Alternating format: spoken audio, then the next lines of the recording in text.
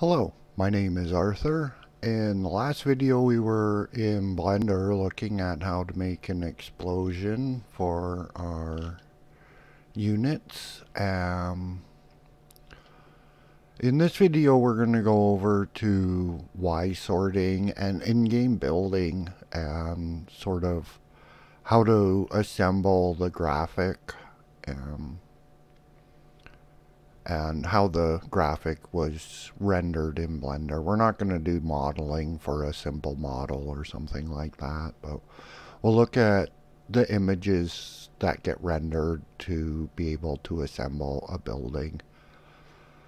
So we can start off by having a quick look at the actual result of the explosion and what that looks like in game.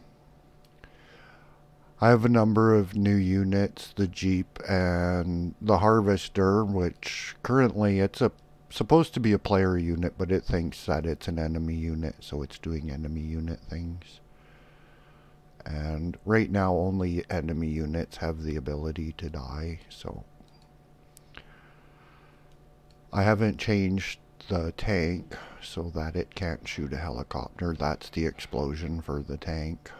And the Jeep has the same explosion. It worked out pretty well. Basically, that's just the explosion put into an animated sprite playing at 10 frames per second. It's the exact explosion as it left off in my previous video. But what we're going to look at is getting a building and building it in-game. And I'm not sure how many videos that's going to take because it takes a bit of script and a bit of assembly to make the building Ysort. But we'll have a look in-game. I've given just the most barest amount of a menu to the game, and I've added in the camera movement, which is happening as the mouse gets in proximity to the edge. So when it starts approaching the edge, it will move in accordance with how close to the edge it is, so you can scroll quickly or scroll slowly. And then the menu, it's just one button. It's just enough to be able to initiate building to ensure that I can work out the code to be able to build in game before I bother with a whole bunch of menu buttons and functionality to proceed forward with that. So it's just one single button. The menu technically will extend the entire length of the viewport, and right now it's just one simple button with no graphic or anything, and when you click it you initiate building a building. So there's only one building, there's no choices here, which will be later added functionality.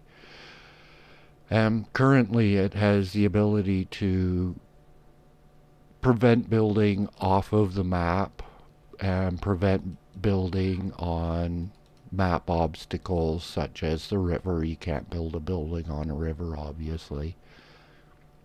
Right now the cursor doesn't have a detection area to be able to prevent building on top of a unit. That still needs to be added in.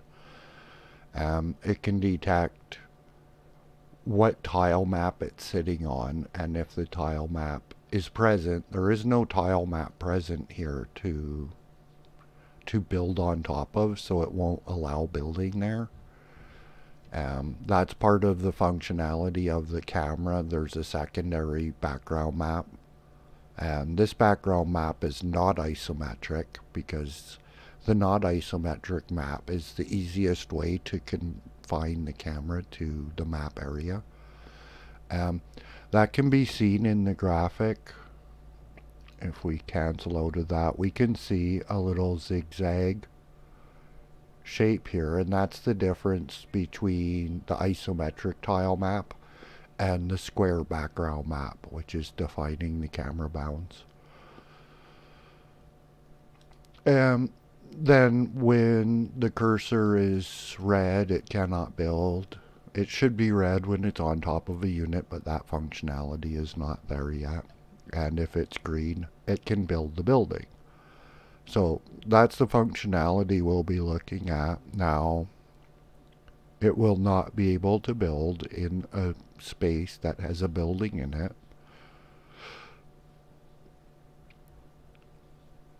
So yeah, that's what we're looking at, is how to do the in-game building.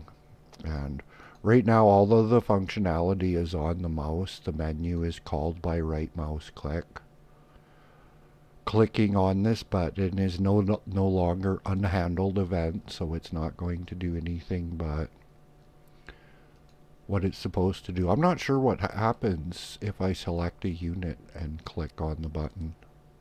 Yeah, it's still, this is a handled event, so it's not going to do anything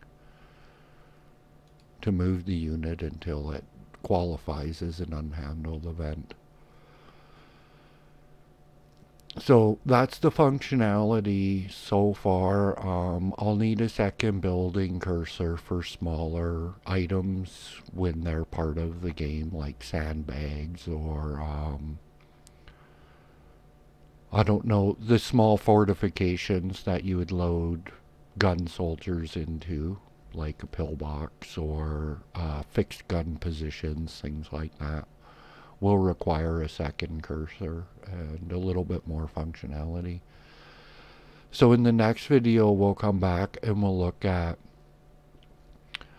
how the image is gotten out of Blender, like what images need to be taken out of Blender to create the Ysortable type of building. And we'll just run the soldier around the building one time to get an idea for how it Ysorts. So he can run completely behind the building. The building is just a graphic. It has no navigation about it yet. So the unit can run right through the building. But in terms of running around the building, until he's actually encroaching on the structure, which he won't be able to do when the building is complete, the ability for him to Y-sort around the structure is pretty refined, and I probably made it a little better than it actually will need to be in the game. But I'm looking at how to do things, not exactly how much I can get away with without doing them. So I looked at how to get the soldier to be able to run in proximity to this building and Y-sort correctly. So we'll look at how that was done. How the building cursor functions in the next video. We'll come back and we'll have a look in Blender and GIMP to get an idea for the images that are used to make this building and make it so that it can Y-sort so well. And until then, take care.